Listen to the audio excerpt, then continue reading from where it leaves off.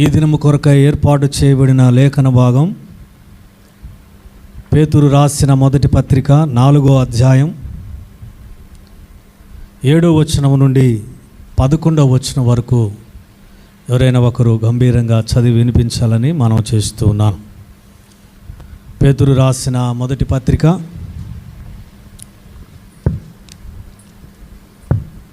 అయితే అన్నిటి అంతము సమీపమై ఉన్నది కాగా మీరు స్వస్థబుద్ధి కలవారై ప్రార్థనలు చేయుటకు మెలకుగా ఉండుడి. ప్రేమ అనేక పాపములను కప్పును గనుక అన్నిటికంటే ముఖ్యముగా ఒకని ఎడల ఒకడు మిక్కటమైన ప్రేమ కలవారై ఉండుడి. సనుగు కొనకుండా ఒకనికి ఒకడు ఆతిథ్యము చేయుడి. దేవుని నానా విధమైన కృప విషయమై మంచి గృహ నిర్వాహకులై ఉండి ఒక్కొక్కడు కృపావరము పొందిన కొలది ఒకనినొకడు ఉపచారము చేయుడి.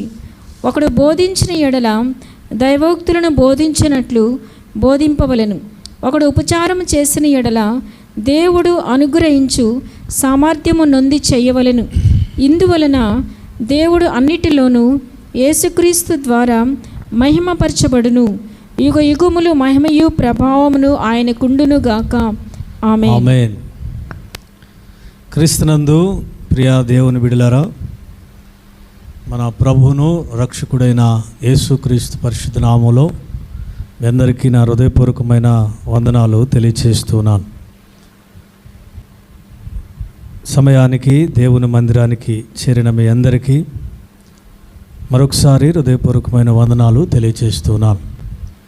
ఈ దినము ఒక శ్రేష్టమైన వాక్య సందేశాన్ని మనం వినబోతున్నాం. శ్రద్ధగా వినాలని ప్రభువును బట్టి మీకు ముందుగా మనవి చేస్తున్నాను. చదవబడినటువంటి లేఖన భాగం అయితే అన్నిటి అంతము సమీపమై ఉన్నది. అన్నిటి అంతము సమీపమై ఉన్నది. ఈరోజు మన ధ్యానాంశము అన్నిటి అంతము సమీపమై ఉన్నది. అన్నిటి అంతము సమీపమై ఉన్నది అని అంటే అర్థం ఏమిటంటే ముగింపుకు దగ్గర పడిందని అర్థం. ఇక సమయము కొంచెమే ఉన్నదని అర్థం. హెచ్చరిక చేయటం. ఇక కొంచెమే సమయం ఉన్నది అని తెలిసినప్పుడు మనం ఏం చేస్తాం? అన్నిటినీ సర్దుకొని మరి బయలుదేరడానికి సిద్ధపడుతూ ఉంటాం. కొన్నిసార్లు సిద్ధంగా ఉంటాం. మనకి రైన్ అలర్ట్ వస్తుంది ఫోన్లో. ఇదిగో వర్షం పడే సూచనలు ఉన్నాయి, పిడుగుపడే అవకాశం ఉంది మీ ప్రాంతంలో, మీరు జాగ్రత్తగా ఉండండి అలర్ట్ వచ్చినప్పుడు మనం ఏం చేస్తామంటే ఆ సమయంలో ఇంట్లో ఉండడానికి ప్రయత్నం చేస్తాం. మరి బాంబు అంటే యుద్ధాలు జరిగేటప్పుడు బాంబు వచ్చే ముందు ఒక సైరన్ మోగిస్తారు, అలర్ట్ చేయటం ప్రజలను. ఇదిగో బాంబు మీ మీద పడబోతుంది, మీ ఏరియాలో మీరు బంకర్లోకి వెళ్ళిపోండి, దాక్కోండి అని చెప్పటం. అప్పుడు ఏం చేస్తారు?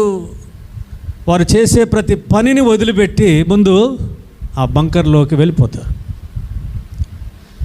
మరి తుఫాన్ అప్పుడు కూడా మనకు కొన్ని హెచ్చరికలు వస్తాయి. ఆ హెచ్చరిక వచ్చినప్పుడు ఏం చేస్తాం? వెంటనే అలర్ట్ అయిపోతాం. మీకు తెలుసో తెలీదో 2 రోజుల నుంచి మనకు ఒక అనౌన్స్మెంట్ వస్తుంది. ఏంటి చెప్పండి? ఎవరికైనా గుర్తుందా? 2 రోజుల నుంచి అనౌన్స్మెంట్ వస్తుంది. నదిలో నీళ్లు వదులుతారని చెప్తుంది. పెన్నా నదిలో ఆ చుట్టుపక్కల ప్రాంతముల వారు జాగ్రత్తగా ఉండండి ఒక అనౌన్స్మెంట్ జరుగుతుంది. కాబట్టి మనము ఇప్పుడు బైబిల్లో కూడా పేతురు ఒక విషయాన్ని చెప్తున్నాడు. అయితే అన్నిటి అంతము సమీపమై ఉన్నది.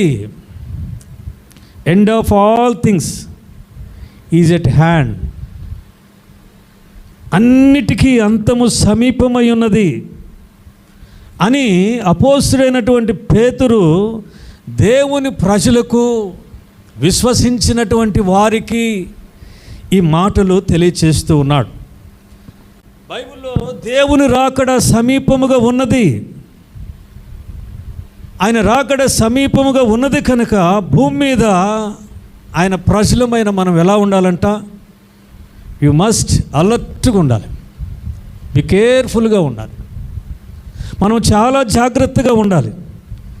మనము అంత్యదినములలో జీవిస్తూ ఉన్నాం. అంతమునకు సమీపంగా ఉన్నాయి పరిస్థితులు. ఒక్కొక్కటిగా షట్ డౌన్ చేసుకుంటూ వస్తున్నట్లుగా పరిస్థితులు ఉన్నాయి. కాబట్టి మనం జాగ్రత్త కలిగి ఉండాలని దేవుని బిడ్డలను పేతురు హెచ్చరిక చేస్తున్నాడు. అంత్యదినాలు ఎలా ఉంటాయి? అంత్యదినములు ఎలా ఉంటాయి? అంత గందరగోళ పరిస్థితులు కదా. లోకాన్ని మనం చూసినప్పుడు అంత గందరగోళమే. రెండు, దిగజారిపోతున్న మానవ సంబంధాలను మనం చూస్తున్నాం. మూడవది, కుటుంబాలు కూలిపోతున్నాయి. నాలుగవది, సృష్టి అంతా గతి తప్పుతుంది. ఉపద్రవాలు వస్తున్నాయి, విచిత్రమైన రోగాలు వస్తున్నాయి, క్రైమ్ రేట్ పెరిగిపోతూ ఉంది రోజు రోజుకి. నెల్లూరులో ఎంతో ప్రశాంతంగా ఉండేది, పేపర్లో ఈరోజు కూడా ఒక హత్య.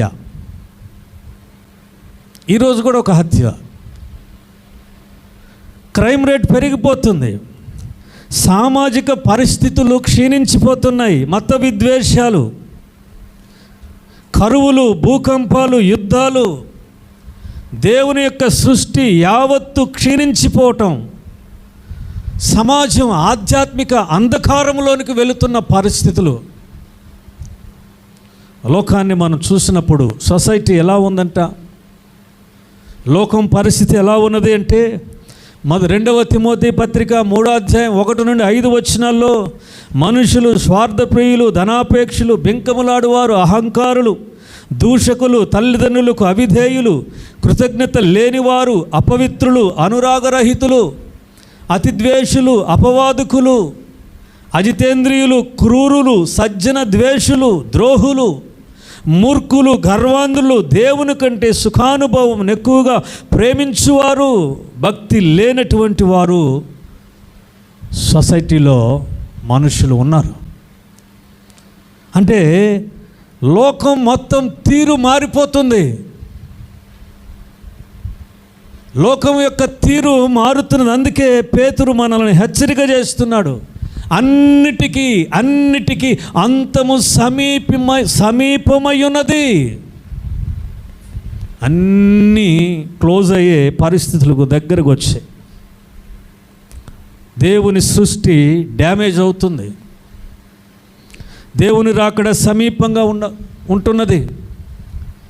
మనుషులు విపరీత బుద్ధి, క్రూరులుగా మారుతున్నటువంటి పరిస్థితులు మనం చూస్తూ ఉన్నాం. అందుకనే దేవుడు ఒక్కొక్కటిగా షట్ డౌన్ చేసుకుంటూ వస్తున్నాడు. ఈ దర్శనాన్ని యోహాను చూశాడు. ప్రకటన గ్రంథం 21వ అధ్యాయంలో ఏమన్నాడు? ఇదిగో నేను క్రొత్త ఆకాశమును క్రొత్త భూమిని చూచి తిని. అంటే ఇవన్నీ కూడా గతించిపోయే కాలము సమీపమై ఉన్నది. ఈ లోకము సమీపంగా ఉన్నది. అంతానికి దగ్గర పడుతున్న ఈ లోకంలో దేవుని పిల్లలమైన మనము ఎలాగూ జీవించాలి? అంతమైపోతున్నటువంటి ఈ లోకం, అంతము సమీపిస్తున్నటువంటి పరిస్థితులు. ప్రభు అన్నాడు, ఇదిగో నేను త్వరగా వచ్చుచున్నాను, వాని క్రియలు చొప్పున వారికి నేను ప్రతిఫలం ఇచ్చేదనని దేవుడు తన వాక్యం ద్వారా తెలియజేస్తూ ఉన్నాడు. కాబట్టి ప్రియ దేవుని బిడ్డలారా, అన్నిటికీ అంతము సమీపమై ఉన్నది. జాగ్రత్త కలిగి ఉండాలి. దేవుని బిడ్డలో, దేవుని పిల్లలు జాగ్రత్త కలిగి ఉండాలి. దేవుని పిల్లలు అలర్ట్గా ఉండాలని పేతురు ఈ మాటలు మనకు హెచ్చరిక చేస్తున్నాడు. పేతురు మనకి మాటలను హెచ్చరికగా తెలియచేస్తున్నాడు. ఎలా ఉండాలంట? అంతము సమీపిస్తున్న ఈ దినాలలో దేవుని పిల్లలమైన, దేవుని ప్రజలమైన మనము ఎలాగూ జీవించాలి? నెంబర్ 1 మీరు చూడండి, 1 పేతురు రాసిన పత్రిక 1వ అధ్యాయం 13వ వచనాన్ని మనం చదువుకుందాం. 13వ వచనాన్ని. కాబట్టి మీ మనస్సు అను నడుము కట్టుకొని నిబ్బరమైన బుద్ధి కలవారై. ఒక్క నిమిషం. కాబట్టి మీ మనస్సు అను నడుము కట్టుకొని నిబ్బరమైన బుద్ధి కలవారై యేసుక్రీస్తు ప్రత్యక్షమైనప్పుడు మీకు తేబడు కృప విషయమై సంపూర్ణ నిరీక్షణ కలిగి ఉండండి. నెంబర్ 1, ఒకటి, మీ మనసు అను నడుము కట్టుకోవాలి. దేవుని పిల్లలమైన మనము అంత్య దినాల్లో ఎలా ఉండాలంట? మీ మనసు అను నడుమును కట్టుకోవాలి. మనసు అంటే మైండ్. ఈ మైండ్ని, ఈ మనస్సును నీ నియంత్రణలో ఉంచుకోవాలి, స్వాధీనములో ఉంచుకోవాలి.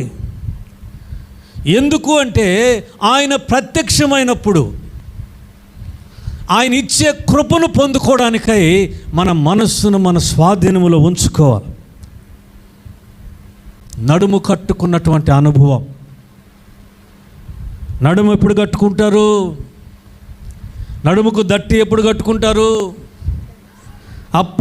ఇది ఏమి తెలియజేస్తుందంటే, అప్రమత్తంగా ఉన్నాను అని చెప్పడానికి నడుము కట్టుకునేటువంటి ఆ దట్టి మనకు తెలియజేస్తుంది. జరగబోయేటువంటి ప్రమాదాన్ని ముందుగానే గుర్తించడానికి గుర్తుగా ఆ దట్టి ఉన్నది. అందుకే పేతురు అంటున్నాడు, మీ మనస్సు అనే నడుమును కట్టుకొని ఆయన కృప కొరకు మీరు ఎదురు చూడండి. యేసు ప్రత్యక్షమైనప్పుడు మీకు తేబడు కృప, ఆ కృపను పొందుకోవాలంటే మన మనస్సు అనే మీ మనస్సు అను నడుమును కట్టుకోవాలని వాక్యము తెలియచేస్తుంది. ఒకవేళ నీ మనస్సును నువ్వు కట్టుకోకపోతే, నీ మనస్సును నువ్వు స్వాధీనంలో ఉంచుకోకపోతే, నీ మనస్సుని ఇష్టానుసారంగా నీ మనస్సుకు నచ్చినట్లుగా నీవు జీవిస్తే దేవుడు అనుగ్రహించేటువంటి కృపను మనము పోగొట్టుకుంటాం. అందుకే మనస్సును భద్రపరచుకోవాలి, మనస్సును మన కంట్రోల్లో ఉంచుకోవాలి, మనస్సును మనం స్వాధీనపరచుకోవాలి. గుర్రము చాలా స్పీడ్గా పరిగెత్తుంది. అందుకని దానికి ఏం చేశారు? పరిగెత్తకుండా ముక్కుకు కళ్ళెం వేశారు, కంటికి అటు ఇటు కనబడకుండా అడ్డుగా కట్టిపెట్టారు. ఎప్పుడైతే ఆ గుర్రం స్పీడ్గా వెళ్తుందో దాని మీద కూర్చున్నవాడు కళ్ళెము లాగినప్పుడు అది స్పీడు తగ్గిస్తుంది. మన మనస్సుకు కూడా అంతే. మనసు పరిపరి విధాలుగా వెళ్ళిపోతుంటుంది. మనస్సును మనము అదుపు చేయడానికి కష్టం. అందుకనే వాక్యం చెప్తుంది, మీ మనస్సును మీరు స్వాధీనపరచుకోనండి. అపవాది ఏం చేస్తాడంటే మన మనసులో ఎన్నో చెడ్డ ఆలోచనలు, చెడ్డ తలంపులు, చెడ్డ ఊహలు వాడు పుట్టించి మన మనస్సులో చెడిపోయేటట్లుగా చేస్తాడు. మనస్సునందు చెడిపోయేటట్లుగా. నువ్వు మనస్సును చెడిపోతే ఆటోమేటిక్గా దేవుని కృపను కోల్పోతావు, దేవుని కృపను కోల్పోతావు. అందుకని పేతురు ఏమన్నాడు? మీ మనస్సు అను నడుమును కట్టుకోరండి. మనస్సు జారిపోకుండా, పాపములో పడిపోకుండా, నడుమునకు దట్టి కట్టుకున్నట్లే మనసుకు చెడు తలంపులు వైపు వంగిపోకుండా, పాపములో పడిపోకుండా మీ మనస్సునే నడుమును కట్టుకోనండి. మీ మనస్సు అపవాది పాడు చేస్తాడు. అందుకని దేవుని వాక్యంలో దేవుని కృప పొందుటకై మనస్సును కట్టుకొనండి. మీ మనస్సు అపవాదితో పోరాడుటకు నడుము కట్టుకుని సిద్ధముగా ఉండాలి అపవాదిని ఎదిరించడానికి. అన్నిటికీ అంతము సమీపమై ఉన్నది. ఈరోజు ఏవైతే మనం అనుకుంటున్నామో వాటన్నిటికి కూడా అంతము సమీపించున్నది. కాబట్టి మన మనస్సును మన స్వాధీనంలో ఉంచుకోకపోతే, మన మనస్సును మన ఆధీనములో ఉంచుకోకపోతే సాతానుగాడు మరి మన మనస్సులో అనేకమైన చెడ్డ తలంపులు కలుగజేసి, మరి చెడ్డ ఆలోచనలు, చెడ్డ ఊహల్లోకి నిన్ను తీసుకెళ్ళి దేవుని యొక్క కృపను పొందుకోకుండా ఆటంగా పరుస్తాడు. కనుక నీ మనస్సును కట్టుకొని నీవు సిద్ధంగా ప్రభు కొరకు ఉండాలి. ఇది ఒకటోది. రెండవది ఏమున్నది? మొదటి పేతురు రాసిన పత్రిక 1వ అధ్యాయం 16వ వచనం. నేను పరిశుద్ధుడనై ఉన్నాను కనుక మీరును పరిశుద్ధులై ఇండుడని వ్రాయబడి ఉన్నది కాగా మీరు విధేయులకు పిల్లలై మీ పూర్వపు అజ్ఞాన దశలో, మొదటి వచనమే 16వ వచనం మాత్రమే. కాగా మీరు విధేయులకు పిల్లలై మీ పూర్వపు అజ్ఞాన దశలో మిమ్మును పిలిచిన వాడు పరిశుద్ధుడై ఆశలను అనుసరించి ప్రవర్తింపక మిమ్మును పిలిచిన వాడు పరిశుద్ధుడై ఉన్న ప్రకారము మీరు సమస్త ప్రవర్తన యందు పరిశుద్ధులై ఉండుడి. ఇది రెండవది. అన్నిటికీ అంతము సమీపించుచున్నది. దేవుని బిడ్డలారా, మీ మనసు అనే నడుమును కట్టుకొని సిద్ధంగా ఉండండి. రెండవది, మీరు సమస్త ప్రవర్తన యందు పరిశుద్ధులై ఉండండి. ప్రవర్తన మొదటిదేమో ఏంటి? మొదటిది మనం చెప్పుకున్నది అని తను అడుగుతున్నా నేను. మొదటిది ఏంటి? మనసు. రెండోది ఇప్పుడు మనం ఏం చెప్పుకోబోతున్నాం? ప్రవర్తన. సమస్త ప్రవర్తన. దేవుని పిల్లలమైన మన ప్రవర్తన చాలా ప్రాముఖ్యమైనది. బిహేవియర్ అని అంటారు ఇంగ్లీష్లో, బిహేవియర్. అందుకని ఈ ప్రవర్తన అనే మాటకి తెలుగులో చాలా అర్థాలు ఉన్నాయి, పర్యాయ పదాలు. 1 నడత, 2 నడవడిక, 3 శీలము, 4 వైఖరి, 5 లక్షణం. ఇవన్నీ కూడా ప్రవర్తనకు చెందినవే. మన ప్రవర్తన, బిహేవియర్, యాటిట్యూడ్, మన ప్యాషన్ దేవునికి అనుకూలంగా ఉండాలి. మన ప్రవర్తన. ప్రియ దేవుని బిడ్డలారా, అంత్య దినముల్లో మనం జీవిస్తున్నాం. మన ప్రవర్తన విషయంలో చాలా చాలా జాగ్రత్త కలిగి ఉండాలి. మరి అంతమునకు ముందు మరి మన ప్రవర్తనలో కొంతమంది జీవితాల్లో మార్పులు వస్తాయి. యాటిట్యూడ్లో మార్పు. మొదట దేవుని పట్ల ఉన్నటువంటి ఆ వైఖరి మారిపోతుంది. ఆ ఫ్యాషన్, దేవుడు అంటే ఎంతో పిచ్చి, కొంతకాలానికి ఏమైపోతుంది? దేవుడంటే ఇష్టం లేకుండా పోవటం. ప్రవర్తనలో మార్పు, లక్షణాలలో మార్పు, మరి నడతలో మార్పు, నడవడికలో మార్పు. ఇలాగూ రాకూడదని పేతురు మనకు తెలియచేస్తూ ఉన్నాడు. మీరు పరిశుద్ధ గ్రంథంలో పాత నిబంధనలు మనం గమనించినప్పుడు దేవుడు నరులను సృజించినందుకు ఆయన బహు సంతోషపడ్డాడు. తర్వాత అదే ఆదికాండం 6వ అధ్యాయం 7వ వచనంలో ఏముంది? నేను వారిని సృష్టించినందుకు సంతాపము నొందియున్నానెను అనే మాట ఉంది. ఎందుకని దేవుడు తాను సృష్టించినటువంటి మనుషులను బట్టి సంతాపపడుతున్నాడు? ఎందుకు అంటే తమ బిహేవియర్ని మార్చుకున్నారు, తమ యాటిట్యూడ్ని మార్చుకున్నారు. వారి నడతలు మారిపోయాయి, వారి ప్రవర్తన మారిపోయింది. దేవుడు వారిని చూసినప్పుడు వారిలో చెడుతనం కనబడుతున్నది, వారి క్రియలలో చెడుతనం ఉన్నది, వారి నడతలలో చెడుతనం ఉన్నది. వారు కంప్లీట్గా దేవునికి విరోధముగా జీవిస్తూ ఉన్నారు. అందుకనే దేవుడు నేను వారిని సృష్టించినందుకు సంతాపము నొంది ఉన్నానెను. నా ప్రియమైన దేవుని బిడ్డలారా, అందుకే పేతురు అంటున్నాడు, మిమ్మల్ని పిలిచినవాడు పరిశుద్ధుడు గనుక మీరును సమస్త ప్రవర్తన యందు పరిశుద్ధులై ఉండండి. మిమ్మల్ని పిలిచినటువంటి వాడి సహవాసం పరిశుద్ధ సహవాసం గనుక పరిశుద్ధ సహవాసములో నీవు పరిశుద్ధుడిగానే ఉండాలి అని చెప్పాడు. మన నడతలు, మన వైఖరి ఎలా ఉన్నదో చూసుకోవాలి.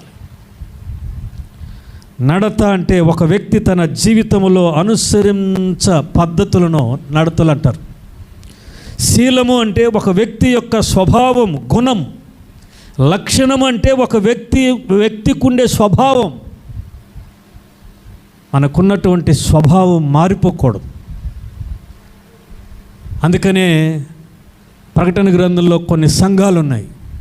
ఆ సంఘాలు వాటి స్వభావం మారినప్పుడు, ఆ సంఘం యొక్క ప్రవర్తన తీరు మారినప్పుడు దేవుడు హెచ్చరిక చేశాడు. ఈరోజు ప్రభు మనల్ని కూడా హెచ్చరిక చేస్తున్నాడు. మిమ్మల్ని పిలిచిన వాడు పరిశుద్ధుడు గనుక మీరు సమస్త ప్రవర్తన యందు పరిశుద్ధులై ఉండుడి. పరిశుద్ధులై ఉండు. ఇదిగో నేను త్వరగా వచ్చుచున్నాను, వాని క్రియల చొప్పున నేను వారికి ప్రతిఫలం ఇస్తానని దేవుడు వాగ్దానం చేసినాడు. మనం అంతమునకు సమీపంగా ఉన్నాం. ప్రియమైన దేవుని బిడ్డలారా, ప్రారంభం ముఖ్యం కాదు. ఎవడైనా ప్రారంభిస్తాడు, దాన్ని ముగించటమే ముఖ్యం. అంతము ముఖ్యం. మన విశ్వాస జీవితంలో కూడా అంతము ముఖ్యం. మన భక్తి జీవితంలో అంతమే ముఖ్యం. అందుకని మనం జాగ్రత్త కలిగి ఉండాలి. వాక్యంలో పేతురు అన్నట్లుగా అన్నిటికీ అంతము సమీపమై ఉన్నది. All things is shut down. అన్నీ మూతవేయబడుతున్నాయి. అన్ని డోర్లు క్లోజ్ చేసుకుంటూ వస్తున్నాడు. ఒకరోజు ఈ డోరు కూడా క్లోజ్ అయిపోయే దినము రాబోతున్నది. అందుకని దేవుని పిల్లలు మనం ఆయన కృప కొరకు కనిపెట్టుకుని ఎలా ఉండాలంట? పరిశుద్ధులమై, సమస్త ప్రవర్తన యందు పరిశుద్ధులమై మనం ఉండాలంట. పరిశుద్ధత కలిగి జీవించాలంట. ఆయన రాకడలో ఎదుర్కొని బిడలుగా మనం ఉండేవారు. ఆయన కృప కొరకు కనిపెట్టుకునే మరణము, ఆయన మనకు అనుగ్రహించే కృప ఎవరికి ఉంటుంది? కృప దేవుడు ఎవరికి ఇస్తాడు కృపనంటే, సమస్త ప్రవర్తనను కాపాడుకొని పరిశుద్ధులుగా ఉండి ప్రభువు కొరకు ఎదురు చూస్తున్న బిడ్డలకు తన కృపనిచ్చే దేవుడు అంత్య దినాన. కాబట్టి రెండవది ఏమిటి? సమస్త ప్రవర్తన యందు మనము జాగ్రత్తగా ఉండాలి. మూడో విషయం, 1 పేతురు రాసిన పత్రిక 4వ అధ్యాయము 8వ వచనం. 4వ అధ్యాయం. ప్రేమ అనేక పాపములను కప్పును గనుక అన్నిటికంటే ముఖ్యముగా ఒకని ఏడల ఒకడు మిక్కుటమైన ప్రేమ కలవారై ఉండుడి. చాలు. ప్రియ దేవుని బిడ్డలారా, అంతానికి చేరువైన ఈ లోకంలో జీవిస్తున్న మనము ఎలా ఉండాలో పేతురు మరలా ఇంకొక విషయాన్ని మనకు తెలియజేస్తున్నాడు. అన్నిటికంటే ముఖ్యముగా ఒకరిని ఎడల ఒకడు ప్రేమ కలిగి ఉండండి. ప్రేమను కలిగి ఉండమని చెప్తున్నాడు. ఇది సంఘానికి చెందిన మాట. ప్రేమ కలిగి ఉండటం అన్నిటికంటే ముఖ్యమైనది ప్రేమట. అన్నిటికంటే ముఖ్యమైనది ప్రేమ. ఈ ప్రేమను గురించి అపోస్తుడైనటువంటి పౌలు 1 కొరింథీకి రాసిన పత్రిక 13వ అధ్యాయం 13వ వచనం నుండి మనం చూస్తాం. ప్రేమను గురించి పౌలు ఏం మాట్లాడుతున్నాడో ఒక మాట అక్కడ ఉన్నది. కాగా విశ్వాసము, నిరీక్షణ, ప్రేమ, ఈ 3 నిలుచును. అయితే వీటిలో శ్రేష్టమైనది ప్రేమయే. శ్రేష్టమైనది ప్రేమ. 3 విషయాలు, విశ్వాసము, నిరీక్షణ, ప్రేమ 3 మిగులుతాయి చివరికి. అందులో శ్రేష్టమైనది ఏమిటంటే ప్రేమని పౌలు తెలియచేస్తూ ఉన్నాడు. ఈ లోకంలో 3 రకాలు ప్రేమలు ఉన్నాయి. శరీర సంబంధమైన ప్రేమ, శరీర కోరికలు తీర్చుకోవడానికి ఆ ప్రేమలు ఉన్నాయి. తల్లిదండ్రులు చూపే ప్రేమ ఉన్నది. మూడవదిగా దేవుని ప్రేమ ఉన్నది. దీన్నే అగాపే ప్రేమ అని అంటాం. పౌలే చెప్పాడు కొరింథీ పత్రికలో ఈ ప్రేమను గూర్చి. ఈ ప్రేమ ఎలాంటిదట? ఈ ప్రేమ దీర్ఘకాలము సహించును, దయ చూపించును, స్వప్రయోజనమును విచారించుకొనదు, త్వరగా కోపపడదు, అపకారమును మనసులో ఉంచుకొనదు, అన్నిటినీ తాలును, అన్నిటినీ నిరీక్షించును, అన్నిటినీ ఓర్చును అని చెప్పాడు. ఇది దేవుని ప్రేమ. యేసు ప్రభు కల్వరి శిలువలో మన కొరకు అన్నిటినీ ఓర్చుకున్నాడు కదా. ఆయన అందరినీ క్షమించాడు కదా. ఆయన మన కొరకు నిందలు భరించాడు కదా. ఆయన ఎక్కడా కోపపడలేదు. ఆయన చూపించిన ప్రేమలో స్వప్రయోజనం లేదు. ఆయన ప్రేమ దయ ఉన్నది. కనుక మనం ఈ లోకంలో దేవుని ప్రేమను మనము కలిగి ఉండాలని వాక్యం సెలవిస్తున్నది. ఈ దినాలలో అంత్య దినములలో మనం చూస్తున్నాం. అంత్య దినములలో అనేకుల ప్రేమ చల్లారును. అనేకులలో ప్రేమ చల్లారిన దేవుని పిల్లలలో మనలో ఈ ప్రేమ చల్లారకూడదు. మనము బ్రతికున్నంత వరకు, ఎందుకంటే నువ్వు రక్షించబడినావు కనుక, ఆ యేసు ప్రేమ చేత నువ్వు రక్షణ పొందుకున్నావు గనుక, మరి యేసయ్య నీ పట్ల చూపిన ప్రేమను మనము ఒక్కని పట్ల ఒక్కడి ప్రేమను చూపేవారిగా ఉండాలని దేవుని వాక్యం మనకు సెలవిస్తుంది. ప్రేమ అనేక పాపములను కప్పును, ప్రేమ సమస్తమును ఓర్చుకొనును, తాలును. దేవుని ప్రేమను మనం చూపించాలి. ఈనాడు చిన్న చిన్న విషయాలు, చిన్న చిన్న మనస్పర్ధలు వస్తే ఆ తర్వాత ఆ వ్యక్తులతో, ఆ కుటుంబాలతో మనము మాట్లాడటం లేదు, పగన పెంచుకుంటున్నాం. ఏమున్నది అక్కడ? చిన్నపాటి విషయాలే. అంటే మాట్లాడుకుంటున్నప్పుడు ఏదో నోరు జారో, మరి అనకూడని మాట ఏదో నోట్లో నుండి వస్తే ఆ మాటకే కోపం తెచ్చుకొని, మరి క్షమించవలసిన వారు, ప్రేమ చూపించవలసిన మనం, ఓర్చుకోవలసిన మనం, తాలుకోవలసిన మనం శత్రువులుగా మనం భావిస్తున్నాం.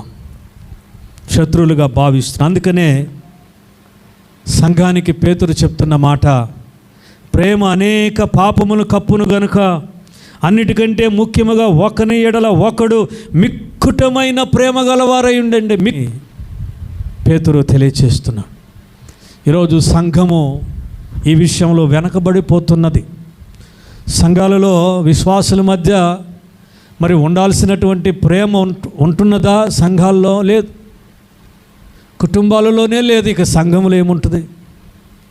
కుటుంబాల మధ్యనే, సహోదరుల మధ్యనే, తోబుట్టువుల మధ్యనే మరి క్షమించవలసిన విషయాలను కూడా క్షమించలేక, చిన్న చిన్న విషయాలకే హట్ అయిపోయి మరి కుటుంబాలుగా దూరం చేస్తున్న సాతానుగా అనుకోవాలి. మనల్ని ప్రేమ కలిగి జీవించకుండా చేయటమే సాతాను యొక్క పని. మరి ముఖ్యంగా సంఘములో సాతానుడు ఈ క్రియను బాగా జరిగిస్తాడు. ఒకరంటే ఒకరికి పడకుండా చేస్తాడు. మనస్పర్ధలు తీసుకొచ్చి పెడతాడు. మాటల్లో తప్పులు పట్టేవారు, మాటల్లో తప్పులు వెదికేవారుగా చేస్తాడు.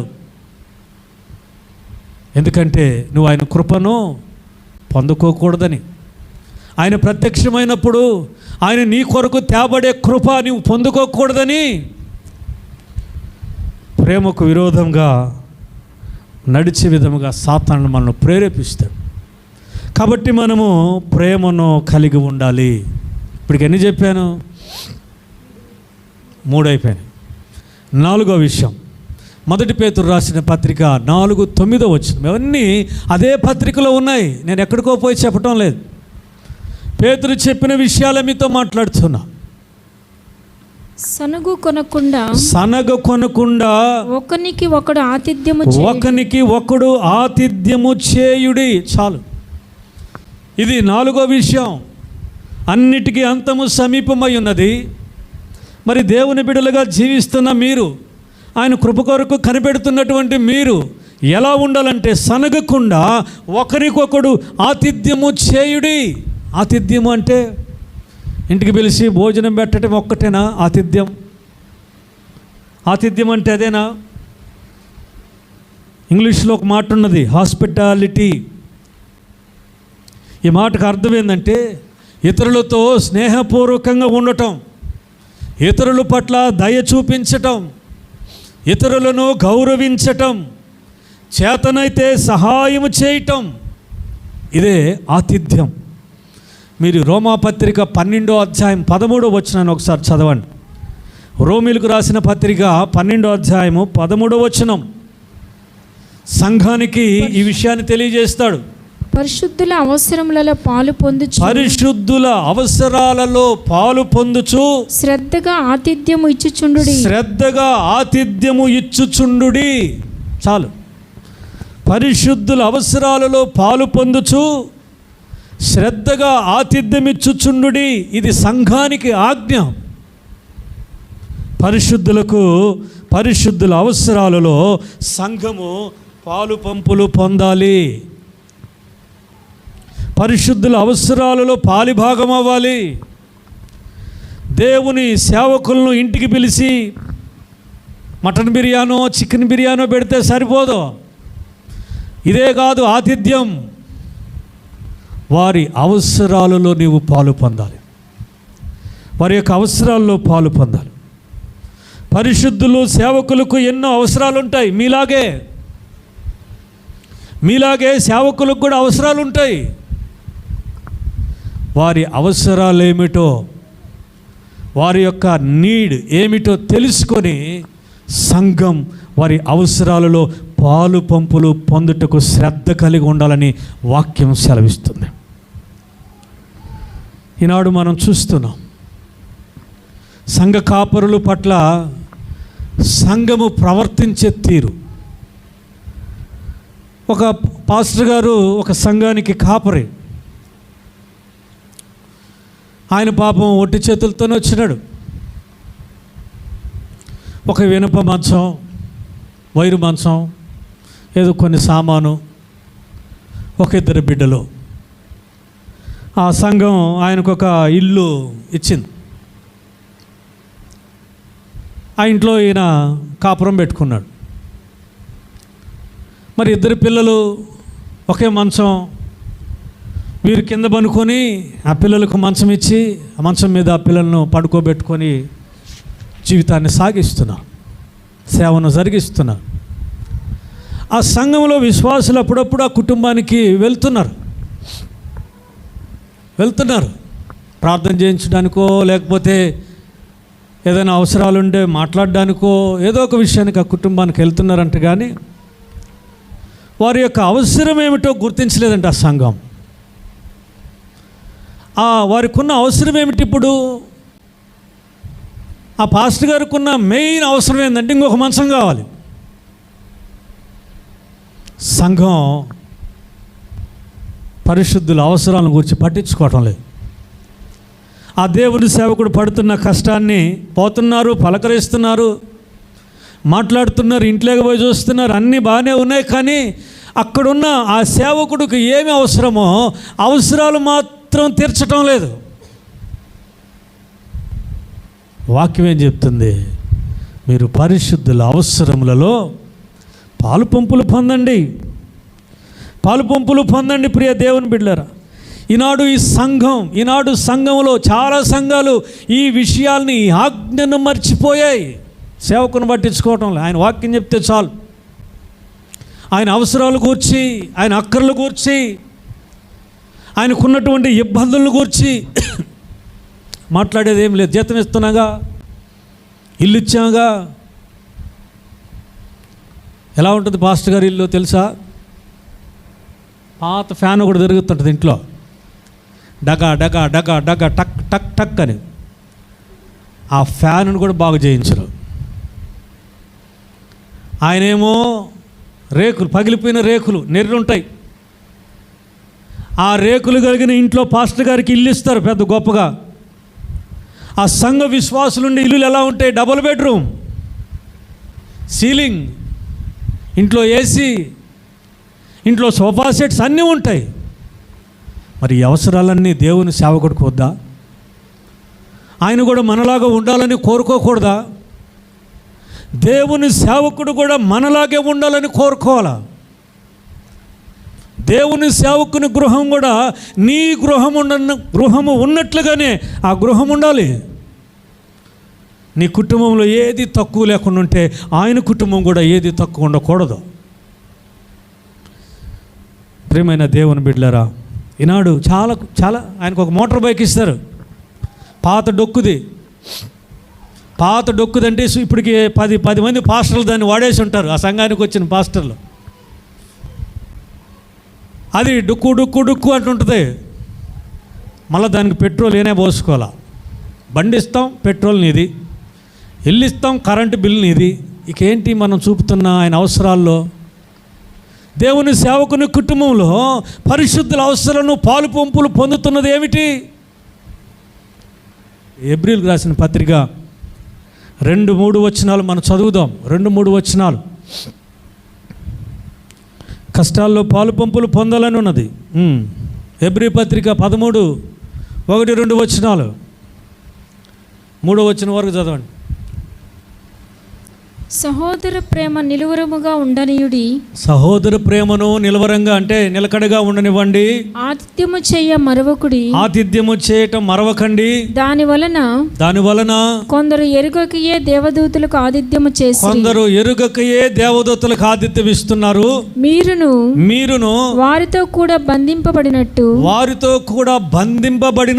బంధకములో ఉన్న వారిని జ్ఞాపకము చేసుకొనుడి. బంధకములో ఉన్న వారిని మీరు జ్ఞాపకం చేసుకొనండి. మీరును శరీరముతో ఉన్నారు కనుక కష్టములను అనుభవించుచున్న వారిని జ్ఞాపకం చేసుకుని, కష్టములు అనుభవించుచున్న వారిని మీరు జ్ఞాపకం చేసుకునండి. చాలు. ఆతిథ్యం ఇవ్వండి. అనేక మంది దేవుని పరిశుద్ధులు ఎక్కడున్నారంట? చెరసాల్లో ఉన్నారు. క్రీస్తు సువార్త నిమిత్తం చెరసాలలో ఉంటే ఆ చెరసాలలో ఉన్న వారి కుటుంబాలను మీరు కాపాడండి, పోషించండి, సహాయం చేయండి. వారు బంధకాల్లో ఉన్నారు, మీరు కూడా బంధకాల్లో ఉన్నట్లుగా తలంచి ఆ బంధకాల్లో ఉన్న వారికి సహాయం చేయి. ఇంకొక మాట ఏంటి? శ్రమలు, కష్టములు అనుభవించుచున్న వారు కష్టములు అనుభవించుచున్నారు కనుక వారిని మీరు జ్ఞాపకం చేసుకునండి. జ్ఞాపకం చేసుకోవాలి. ఎవరెవరిని జ్ఞాపకం చేసుకోవాలా? పరిశుద్ధులను జ్ఞాపకం చేసుకోవాలి. కష్టములో ఉన్న వారిని జ్ఞాపకం చేసుకోవాలి. సంఘములో నిరుపేద కుటుంబములుగా ఉండి మరి కూటికి నీటికి గుడ్డకు ఇబ్బంది పడుతున్న కుటుంబాలు ఉంటే ఆ కుటుంబాలను మనం జ్ఞాపకం చేసుకోవాలి, సహాయపడాలి. దీనిని హాస్పిటాలిటీ, దీనిని ఆతిథ్యం ఇవ్వటం, ఇది మరువకూడదని దేవుని వాక్యం సెలవిస్తుంది. మనము దేవుడు ఈ ఆతిథ్యం ఇవ్వటం కూడా ఒక గొప్ప అవకాశంగా మనం భావించాలి. అదొక ఆపర్చునిటీ. దేవుడు నీకు ఇచ్చినటువంటి గొప్ప అవకాశం. ఇతరులకు సహాయం చేయటం, పరిశుద్ధులకు సహాయం చేయటం, పేదలకు సహాయం చేయటం, పేదలకు ఒక ముద్ద ఆహారం పెట్టడం, వస్త్రం లేని వాడికి వస్త్రం ఇవ్వటం. మనము ఆతిథ్యం ఇచ్చేవారిగా ఉండాలంట. ఆతిథ్యం చేయటం మర్చిపోవద్దని వాక్యం సెలవిస్తుంది. ప్రభువు కూడా ఒక మాట అన్నాడు. లూకాసు వార్త 12:15 వచనంలో యేసు ప్రభు ఏమన్నాడు? యేసు ప్రభు ఏం మాట్లాడాడో మనం చూద్దాం.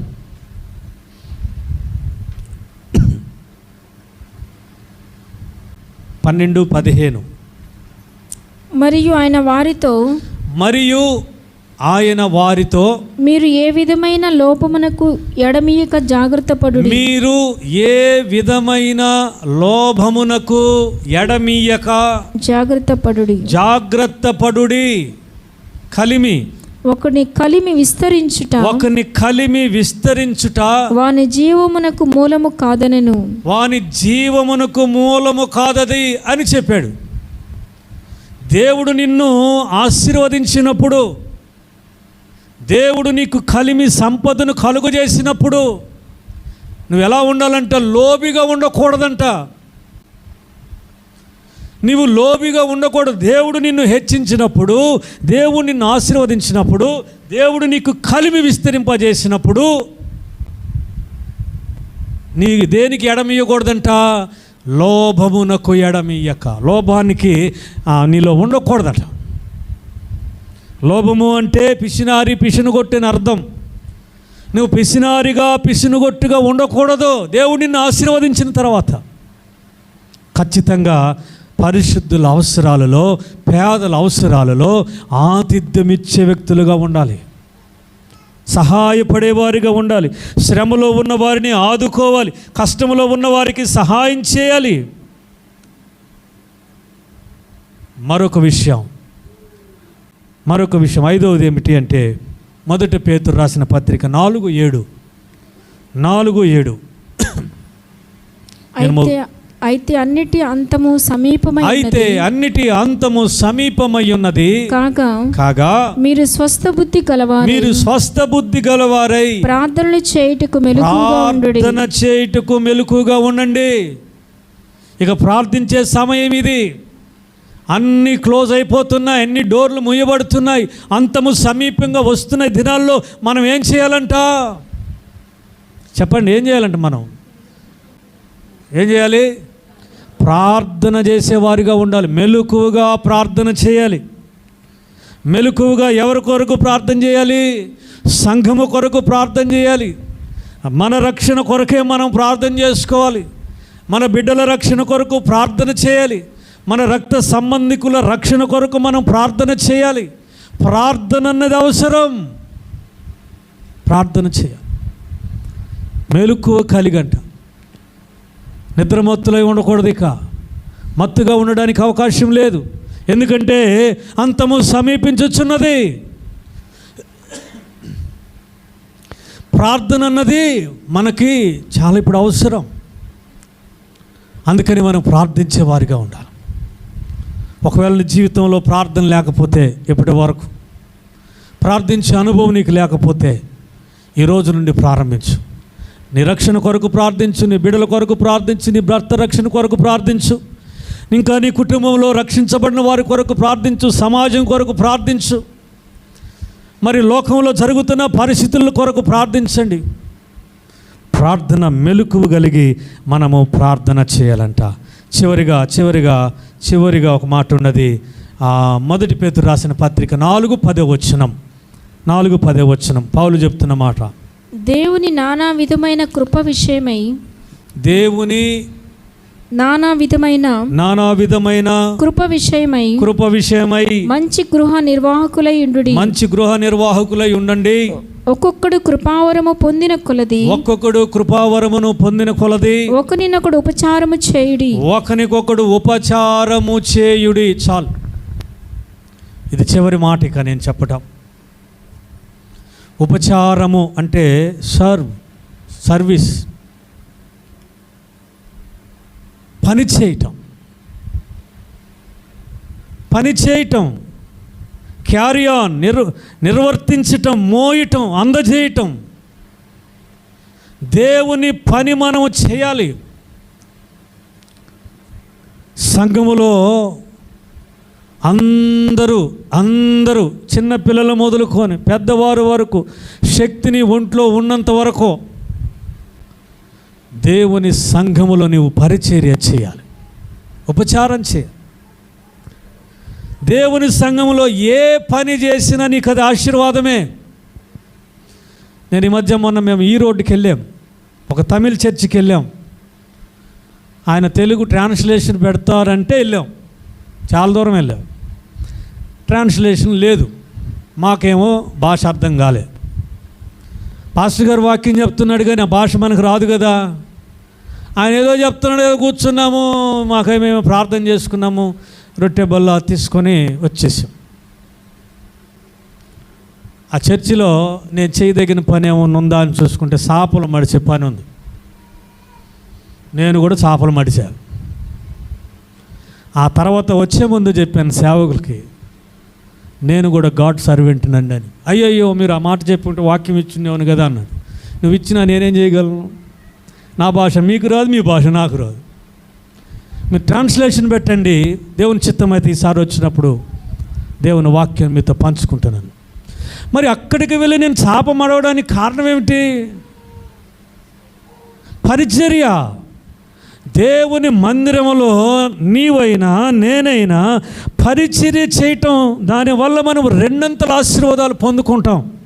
అది చేప మడిచేదా, లేకపోతే అన్నం వడ్డించేదా, లేకపోతే మంచినీళ్ళు ఇచ్చేదా, చర్చి ఊడ్చేదా, పాత్రలు కడిగేదా, టేబుల్ తుడిచేదా, అది ఏ పరిచర్య అయినా కానీ దేవుని పని మనం చెయ్యాలి. ఈరోజు సంఘంతో, అమ్మా మీరు అందరూ ప్రార్థన అయిన తర్వాత ఉపచారంలో ఉండండి అంటే, అయ్యా మాకు అపచారం అన్నట్టుగా అంటున్నారు. ఆ మాట అనబాకండి, మాకు అపచారం. ఉపచారం చేయమంటే అపచారం అనుకుంటున్నారు. ఉపచారము అపచారం కాదు, అది ఆశీర్వాదం, బ్లెస్సింగ్స్. హెబ్రోన్ సంఘాలకు వెళ్ళి చూడండి. ఎప్పుడన్నా బయటికి వెళ్ళినప్పుడు మీ ఊర్లు కట్టి వెళ్తారు కదా, ఖచ్చితంగా హెబ్రోన్ సంఘానికి వెళ్ళండి, అసలు చూసిరండి.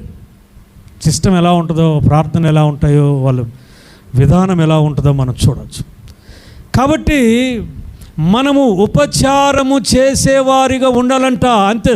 అంత్య దినములు సమీపమై ఉన్నవి. దేవుని పరిచర్య చేయాలి. నువ్వు సేవకుడు కదయ్యా, నువ్వే మాకు సేవ చేయి, నువ్వే మాకు ఉపచారం చేయి అంటారా?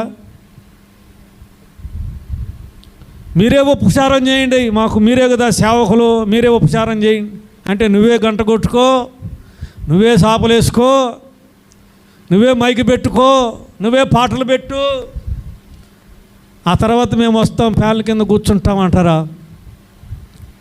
పరిచర్య చేయాలి, నిర్లక్ష్యంగా ఉండకూడదు. అంతములో అందరూ నరకానికి వెళ్ళినట్లుగా నీవు నేను నరకానికి వెళ్ళకూడదని, ఆయన కృపకు నీవు నేను పాత్రులము కావాలని, ఆయన కృపలను కొరకై ఎదురు చూసేవారిగా ఉండాలని పేతురు ఈ విషయాలన్నీ తెలియజేస్తున్నాడు. సంఘ ఉపచారములో పాలు పంపులు పొందాలా, ప్రార్థించేవారిగా ఉండాలా, తర్వాత సనగకుండా ఆతిథ్యం ఇచ్చేవారిగా ఉండాలి, ప్రేమను కనపరిచేవారిగా మనం ఉండాలా, సమస్త ప్రవర్తన యందు పరిశుద్ధులమై ఉండాలా, మనస్సును నడుము కట్టుకొని ప్రభు రాకడ కొరకు, ఆయన కృప కొరకు ఎదురు చూసేవారిగా ఉండాలని దేవుని వాక్యం సెలవిస్తుంది. ఒకసారి మనల్ని మనము పరిశీలించుకుందాం. అంత్యదినముల్లో జీవిస్తున్నామనే స్పృహ ఇంకా నీకు లేకపోతే, అలర్ట్ వచ్చినా కూడా నీవు జాగ్రత్త పడకపోతే, నీ దాకా దేవుడు హెచ్చరికను పంపుతున్నాడు. ఇదిగో అంతము సమీపమై ఉన్నది కనుక నీవు అలర్ట్గా ఉండండి, సిద్ధంగా ఉండండి, జాగ్రత్తగా ఉండండి, అప్రమత్తంగా ఉండండి. దేవుని పిల్లలైన మీరు ఈ పనుల విషయంలో మీరు ముందుకు కొనసాగండి అని చెప్పిన ఈ 5-6 విషయాలలో మనము ముందుకు కొనసాగాలి. అట్టి కృప పరిశుద్ధాత్మ దేవుడు మనందరికి అనుగ్రహించునుగాక. ఆమేన్.